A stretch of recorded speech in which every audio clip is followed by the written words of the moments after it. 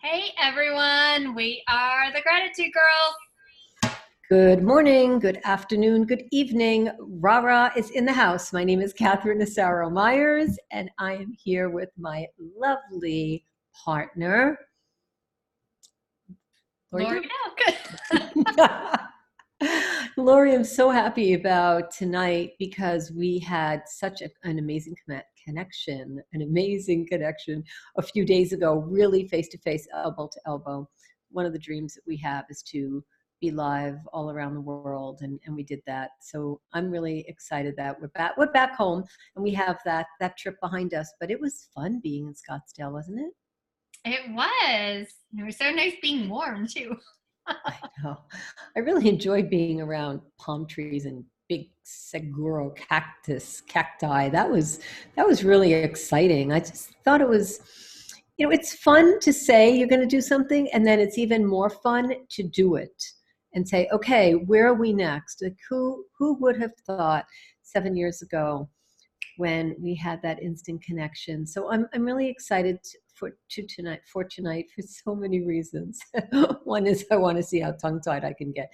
The other is I love live shows, and the other is I would like to have our audience and some of the guests that are watching tonight have a little bit of a background. Somebody's tuning in, going like, what is the Gratitude Girls? What does that mean? What are you two doing? How long are you doing it? Those questions: who, what, when, where, why.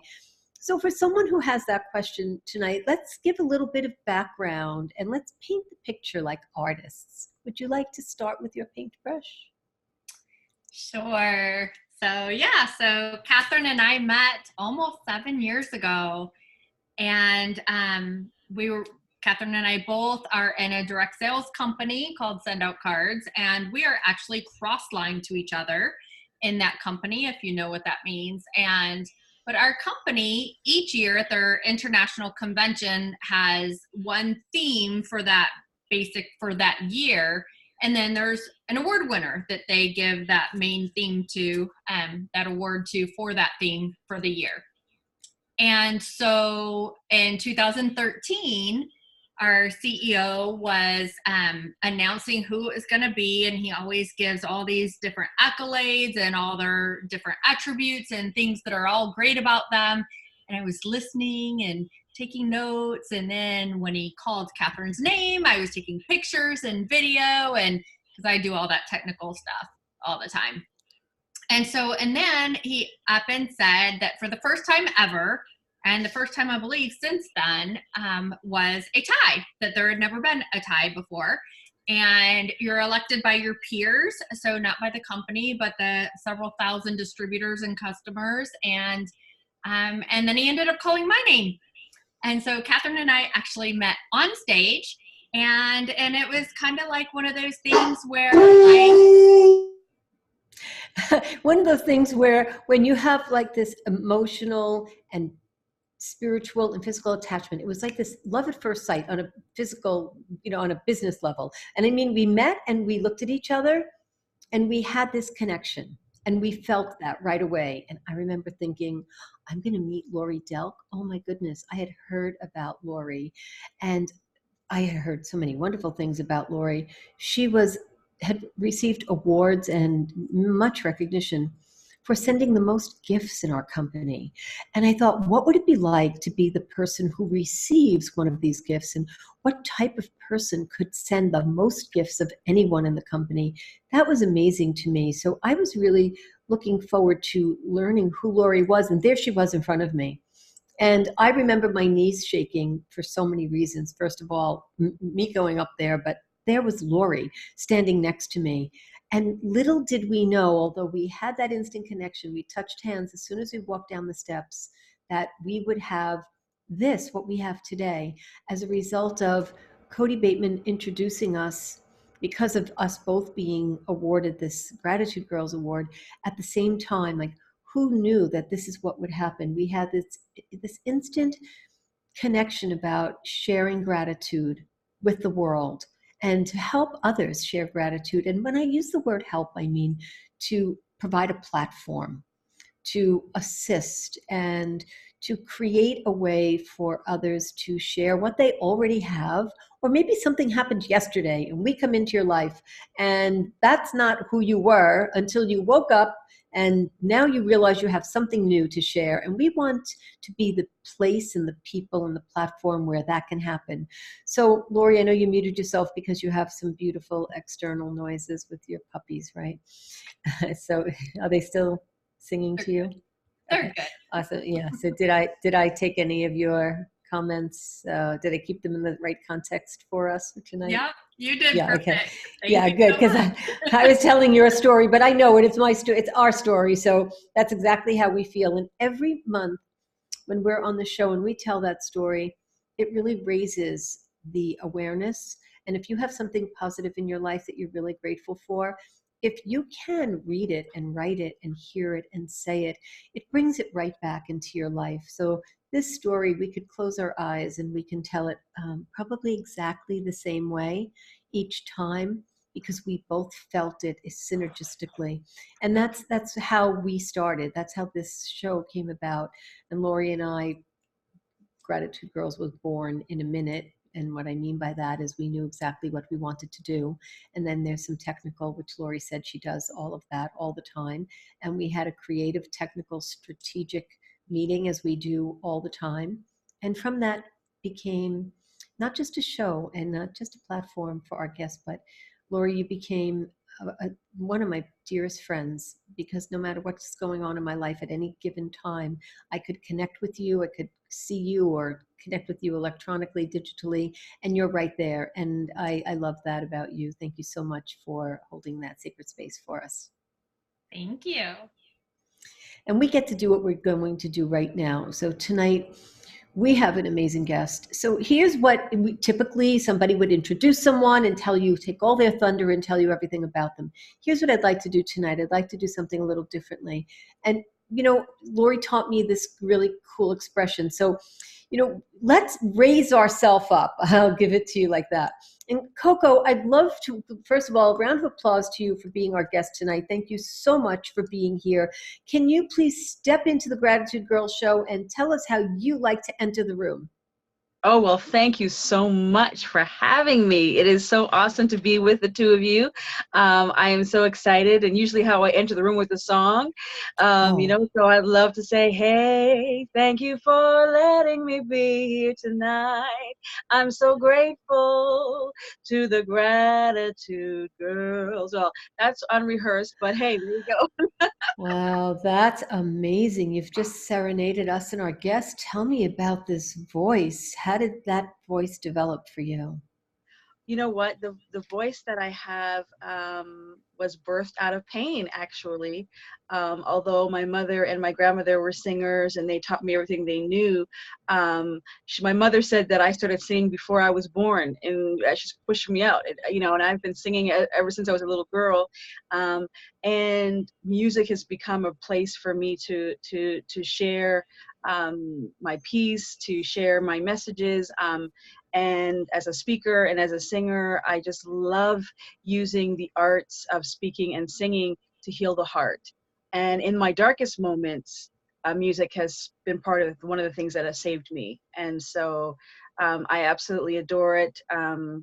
And now I'm learning how to play the piano, and that's therapeutic as well. So it's just been so awesome. So any chance I get to sing, I'm right there, ready to go.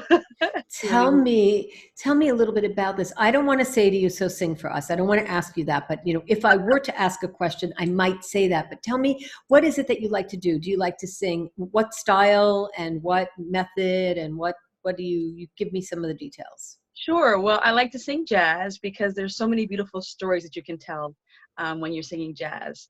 And music touches the heart. It goes right past the mind. It's also very universal.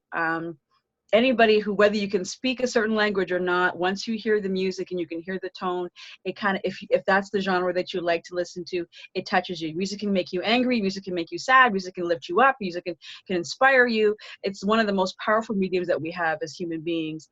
And so I love the idea. And again, jazz is one of my favorite genres, and of course a little bit of R&B, a little bit of soul music, old school stuff, you know. So definitely a 70s baby, but yeah, it soothed the soul more than I think anything else on the planet, for me anyway.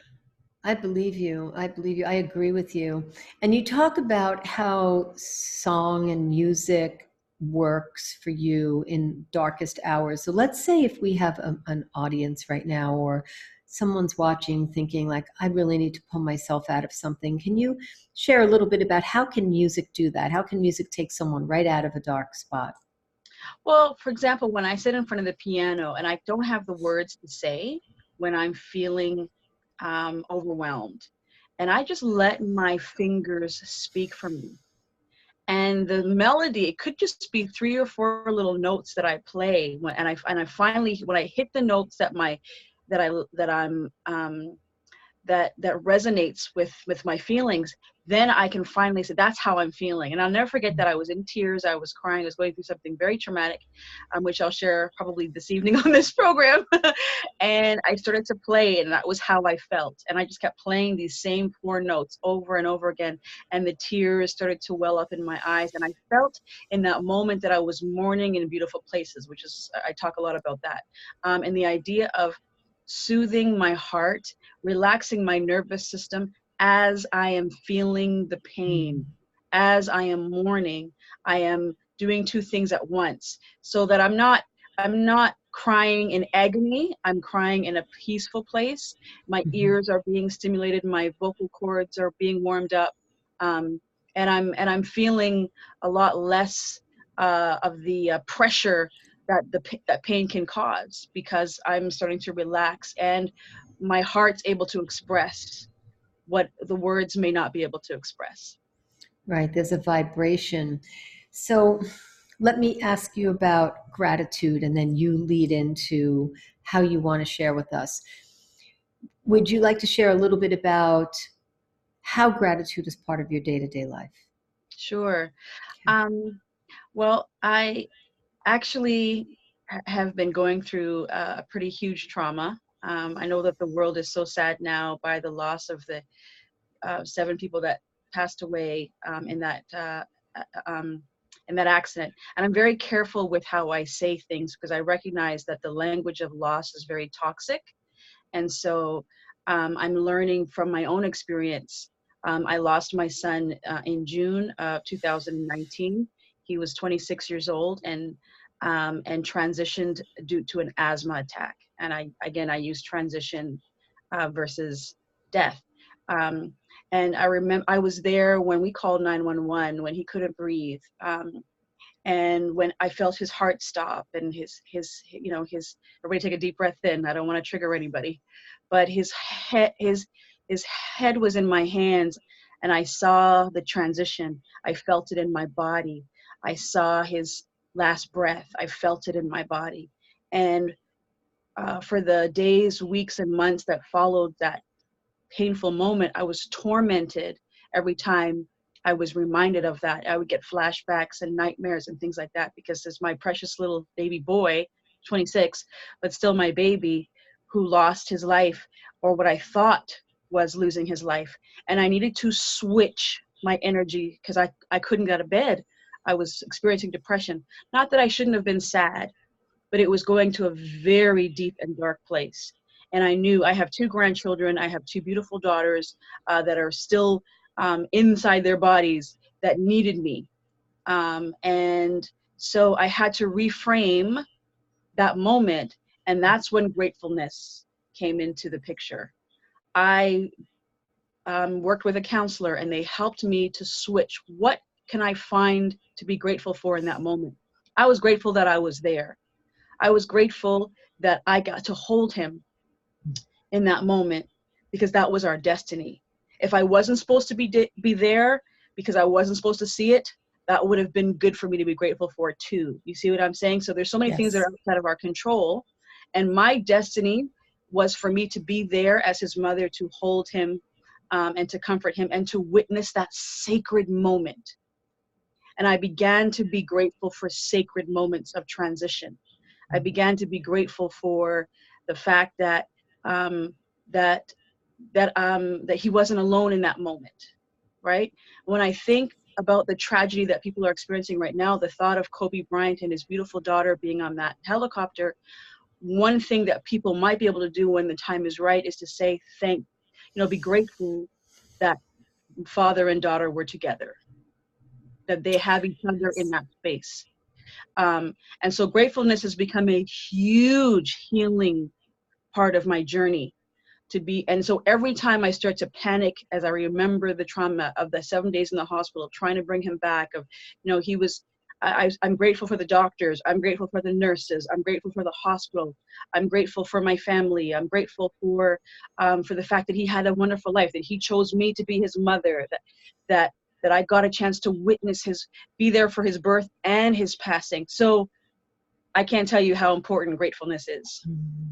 I am so, so sorry for your loss. And I thank you for bringing that forward with us. And we share in all the emotions that you have. And we're here to celebrate with you how you have been dealing with this to help others. I'm sure what you've just said is huge for so many people. And sharing that message is something that some people cannot look at it like that. And you have come to an amazing realization. And how did music, since that was always in you, you said, so how did music transform for you? Can I ask you a little bit about that? How did music transform? Right. So when you were going through, as you are and always will have those moments, as you're going through this next part of your journey with this experience of going from, around the circle with your son, how did music work with you? Maybe that's a better way to put it.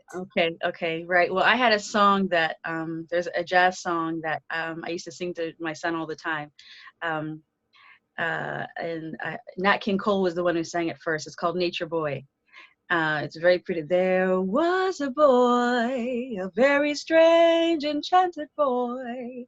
They say he wandered very far over land and sea. A little shy and sad of eye, but very wise was he.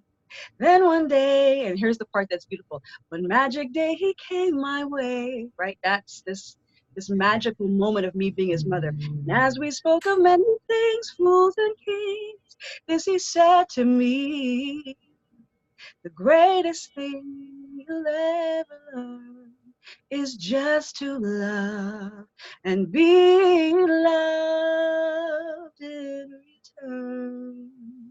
And again, those lyrics are so powerful. The greatest thing you'll ever learn is to be loved and to love in return, to be loved in return. And he was my love. I used to call him my heart. And so the greatest thing in this moment was that I still feel his love, that I still have his love, that I gave birth to love, that love surpassed what some people would call death, that it's so much greater and so much stronger. And so as I'm singing these songs, I can still sing to him, and I feel that vibration, and I'm believing that he's feeling the same vibration, and that, that song carries. So I sang that song, of course, at his celebration of life. We had 2 in Toronto, and yeah, it was very important. And just 3 days before he had the first attack that sent him to the hospital that caused him to transition, he finished his album. And so we have his music, and we've just released his first single. It's called, oh dear, my mind is I'm trying not to tear up here. His album is going to be called The Good Part. And we're going to be releasing a lot of his music and a lot of his songs. We released his first one already. So he was an artist too, and I was able to pass that gift on to him. So again, music is playing such a huge role in our lives, and I'm so grateful. Oh, Coco, we will certainly post all of the information about the new release in the show notes for our audience to see. So please let us have that. That is amazing, and you are an amazing woman. Let me ask you, how do you get through the day now? What do you do? A lot of self-soothing. where I try to stimulate all of my senses in a very intentional way. My sense of smell, touch, taste, sight.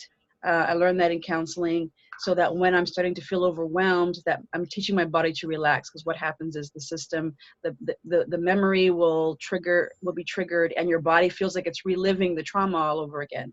And so you've got to teach your body to relax. When the trauma happened, of course, my body needed to go into fight, flight, or freeze mode, and I needed to go into action or what have you, and all the adrenaline rush and cortisol being released. That was important. But after the trauma is over, it's important to be able to start to relax the body, reteach the brain. So a lot of self-soothing. When that is proving difficult, I call a friend and tell on myself. I'm having these toxic thoughts. I'm feeling overwhelmed. You need to rescue me. And I literally tell on myself. I tell people all the time, tell on yourself. I haven't eaten. I haven't done my laundry. I haven't done an hour today. And then they know exactly what to do. I have my people that I can rely on. And of course, music plays a huge role. And then the thing that helps me the most is spending time with my grandbabies. Right. Yeah. I can imagine that. Laurie, I'm sure you must have a question for Coco, so I'll pass the show to you for at this moment. Yes. So, I have a lot of thoughts running through my head. So yeah, I've had some tragedies in my life as well. So none of my children, so I don't know that heartache, but I know what you mean about especially having that circle that you can trust and rely on, and yeah, be raw and real and tell the truth to, so they can talk you off that ledge or whatever the case is in that moment, right? Yep. So tell me now, so it's not even been a year, so that's still really recent, right? Yep. So so tell me, you said like some of the things that you're doing, to cope and things, but have you found what else have you found to to enrich your life that you maybe find yourself focusing on more besides the gratitude? I mean, that's of course wonderful.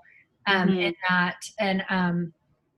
probably also, focus on the gratitude of that you got to live that 26 years with him, right? Yes. And yes. Not only that he chose you as his mom, but that you had that 26 years together. I know that's one thing that helped me, is focus on being grateful for the years we had together instead of focusing on the lack of the future years. Right. But what do you sorry, go ahead. Yeah, no, you're right. So there's a couple of things. I rely on my imagination a lot. Imagination, I believe, is a gift. And so I picture what life after life is like for him. What are you doing? And I remember a few days after, I heard him say, Mom, I went to Mars. Now, I don't know if that was true or not, but that's how we used to talk. And I was like, are you serious? And so this idea of using my imagination to believe that life doesn't end when our bodies no longer can hold our spirits. And so what is he up to? I don't like the phrase living in peace or rest in peace. I like living in peace, LIP, love in peace, learn in peace, fly in peace. So that is very helpful to just whenever I start to think about him and the tears well up and I start to feel this, he's gone, I missed him, I had to protect him, and the guilt comes in the morning, then I automatically go to wait a minute, let's focus on what is. What is that he's not suffering anymore. What is that he's not having any more asthma attacks. What is that he's, he doesn't have to pay rent. He's not in the cold of Canada. He's not struggling with being a black man, and in this world that, still pours some pain into that, into the young black man's life. So I focus on his freedom. And then the other thing that I do is I'm writing a children's book in his honor. We're also releasing some of his poems. He was a spoken word poet. So the children's book that I'm writing is called The Brave Little King and the 5-foot post. It's based on a story that he used to tell as a motivational speaker like me and a poet. It's about this little African elephant who was tied to a 5-foot post. And although he outgrew the post, he didn't know it in his mind. And that's how he was tamed. So releasing his book, releasing his music, writing this children's book, I've been obsessed. I'm doing the illustrations for it as well. Is helping me to still be his mom. I'm still taking care of him. I'm still loving on him. I'm continuing his legacy. And that, helps me. And I get lost in picking the right elephant and listening to some of his poems and bringing some of his language into the children's book, knowing that the book wouldn't have been written without him, and it's going to inspire other people. So that is very helpful. Cool. I like that. Very nice. Yes, that is very nice. Okay, let's take a deep breath. Aha. You are our hero. You really are. You're amazing. Thank you. I love what you said. So let's see if I can do this. Okay. I would like to give the show over to you right now. Oh, I want to see if you're in the mood to take over for a minute. Sure. Do you have any questions? Let's see if I can not smear all my makeup. Do you have any questions for Laurie or I that you would like to ask us tonight before we go back to asking you some questions? Sure. Well, I just wanted to ask, I mean, you all seem like you have such wisdom and knowledge, and you could probably talk till the cows come home with teaching lessons and helping people to grow and to be grateful. You've got all this energy. Why did you choose to bring other people and interview people and share your platform with so many individuals? Because I find that's, very Oprah-esque, where you have enough light that you can shine on the world, and yet here you are sharing your light with others and helping others share their light and sort of creating this platform for people. So when did you make that decision, and why did you decide to do that? Who are you asking first? I will. Well, I guess I can go with Laurie first, and then so you can. Yeah. So when we decided to start our show, we decided that, one, especially women, right? So we have featured a few men on our show, but it's, mainly it's us Gratitude Girls, but especially women as a whole, we both do a lot of things on empowering women as well. And, and we know that, women can be catty, right? We all know we can be, right? But Yep. We also know that we can be each other's biggest cheerleaders in the world. And the more that we lift each other up and help each other to shine and bring out that gratefulness, just helps to lift us all up to be better. Right. And so we wanted to do exactly that, of just taking different women, we all have different shoes that we walk this glorious life in. Right. And so we wanted to just highlight different people's stories, and then that's it, finding out how they either find gratefulness through that, or in spite of it, or because of it, or whatever. But you can always, one thing, like when I teach on that, a lot of times I say, in that terrible moment, if there's nothing that you can't find to be grateful for more than that pretty blue vase on the wall, then feel that pretty blue vase and its beauty and the pretty of the blue color and the shape and the style, and just really get into it, right? And just feel that gratitude of that beautiful vase, right? And so that's it. So especially when we have different people share their stories, then other people of our viewers could watch, and somebody may either not gone through it yet, but will. And so then they'll have this in their mind from before, or they've already went through it and maybe they're not handling it as well as they could be now, and so there's just so many areas, and we just, and we can shine with bringing other people up to shine with us, and it makes it even better. Thank you, Laurie. What she said. I'll add to that. Yeah, I'll add to that. So the question was when and why? You had two Yeah, parts to it? what kind of triggered the decision to say where you're going to share your platform with other Right. people? And yeah. Right. That was instantaneous. There was no discussion. It was known without speaking. We both felt. So we shared that moment together. And for us, sharing is exactly the way it should be. So I believe that Laurie and I were both put here to share and to teach others to share. So imagine having two women, 7 years straight. There'll be many more.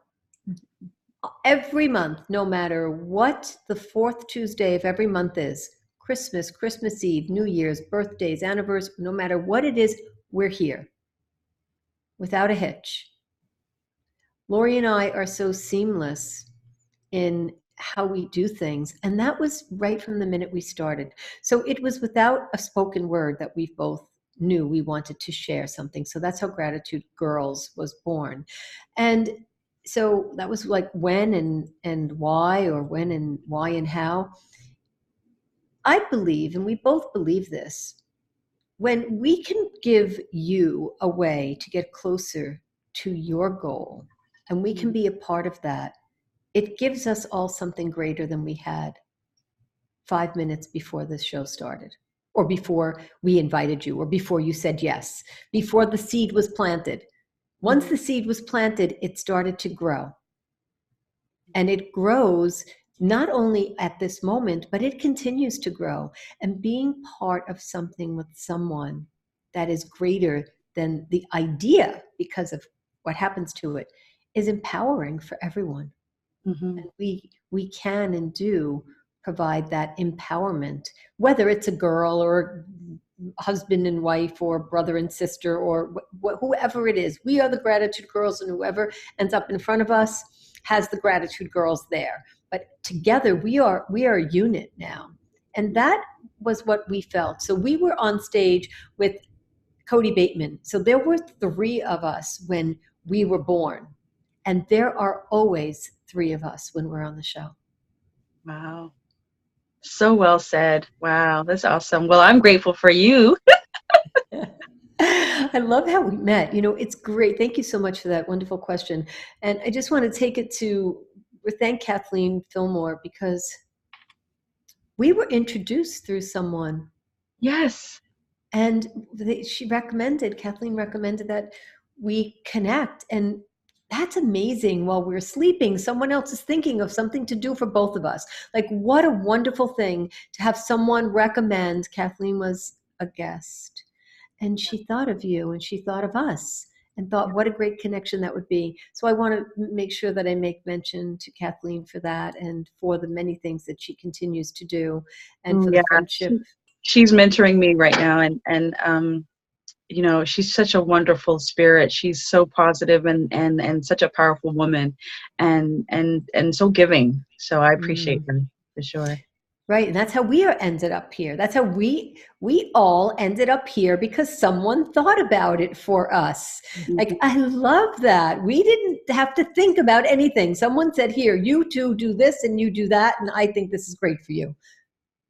Awesome. Bam, as Emerald used to say. Bam. Love that show. Let me ask you a question about, on a great day, you know, on a good day, tell us a little bit about what your life is like. Oh, okay. So my best days are filled with, well, I mentioned the grandbabies already, Kofi and Maya.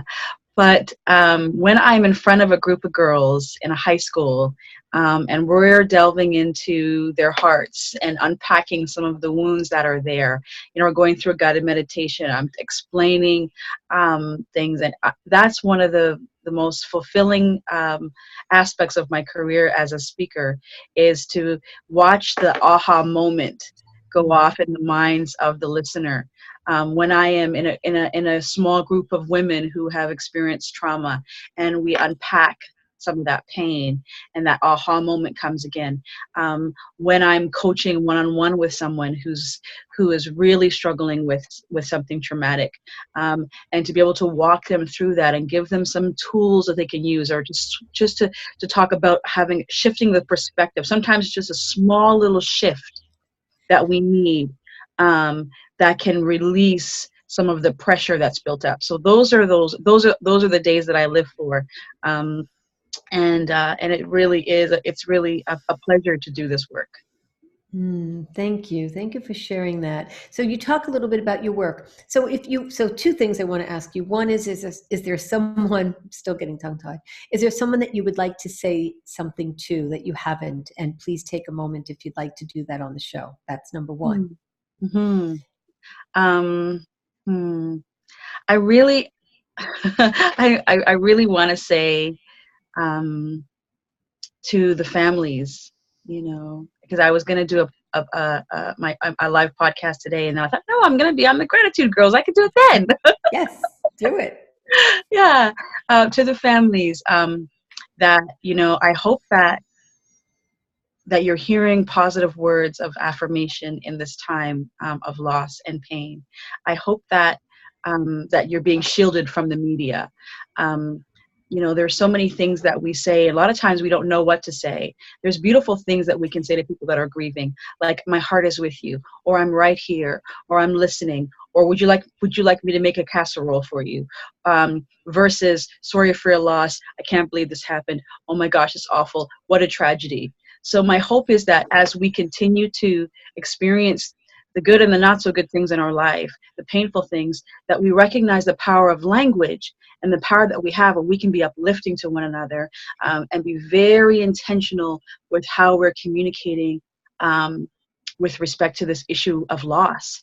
That it's, I heard it probably 200 times during, "I'm sorry for your loss. I'm sorry for your loss. I'm sorry for your loss."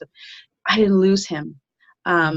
I lost something, but not him. So it's more of, "I'm here for you. I love you." So for anybody out there who's experiencing loss, I feel you. And this message is specifically for you. There's somebody right now that's just doesn't know how to breathe. That's, trying to survive. That's angry. That's hurting. That's sad. And our hearts are with you. There's a reason why you're watching. There's a reason why, you've tuned in. There's a reason why I was asked to come and speak in this season. There's a reason for it all. And so just that one person that's sitting there and you're feeling very overwhelmed, and you're feeling angry or frustrated or hurt or overwhelmed, know that we are here with you, and we feel you, and we're sending you light, and we're sending you love, and this too will pass, and you are precious and you are important.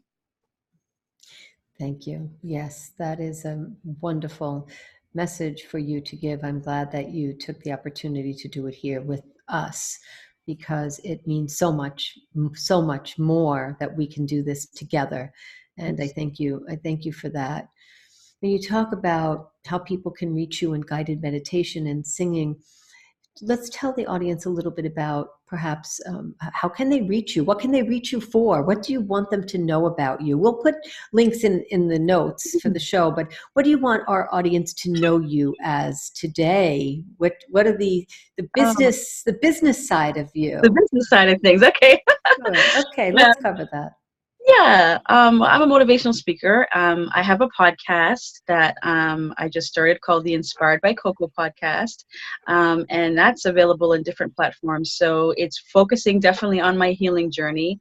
And so if people are looking to listen to some words of wisdom and follow me on the healing journey as they're on theirs, that would be a great place to start. Instagram is also a great place to read some of my stuff, because I put quotes up there and pictures and so on and so forth, and that's Coco LaRain Veira. All of my social media is Coco LaRain Veira. And the name is spelled a little bit differently, so I'm sure you'll have that in the links. But Yes.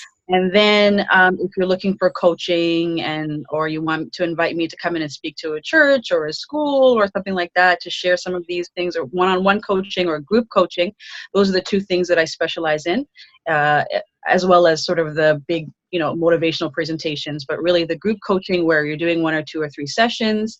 Sometimes it happens in someone's home where you invite a bunch of girls over and we do, we sort of go tea and me, and it's talking about trauma over a cup of tea, cocoa tea kind of thing. So there's different ways I try to customize things to meet my audience. So it's one-on-one coaching or group coaching, and you'd have to just visit my website or contact me. I'm happy to give my my cell phone information so people can leave a message or send a text saying I'd like to chat with you about what's possible. But yeah, group coaching, one-on-one, and of course the big RaRa presentations. I feel something. That's great. I love that. We will put all of your details and what you just spoke about in the notes so that everyone will have your cell phone, and we'll make sure all those things line up for you. Coco, I don't want to look at the time. I just want to say to you that I could go on and on. This is, I'm certain, so can our audience.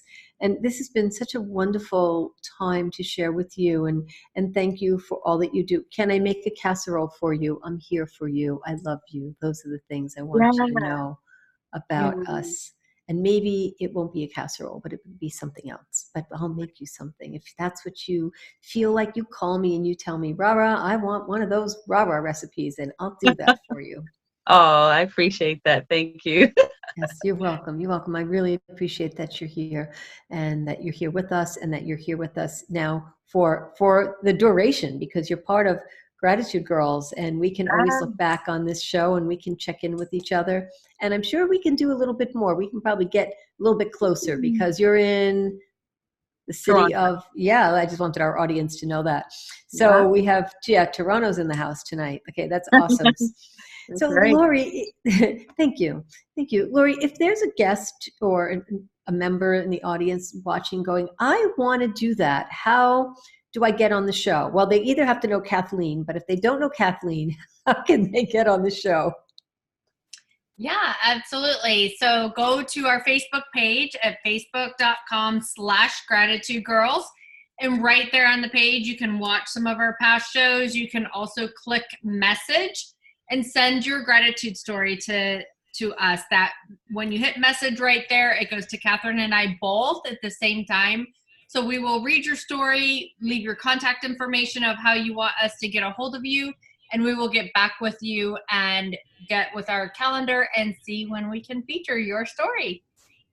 Yes, thank you. And we are here the 4th Tuesday of every month, no matter what. Let's see, I'm going to do this, Laurie. 9:30 Eastern, 8:30 Central, 7:30 Mountain, and 6:30 Pacific time. We look forward to you being here with us. So next month, the 4th Tuesday of February, after Valentine's Day, we'd like to share some love with you. From the Gratitude Girls to you, and to you, Coco, thank you so much for being here. It was heartwarming, really was. Thank you. Thanks so much, everybody. See you next month.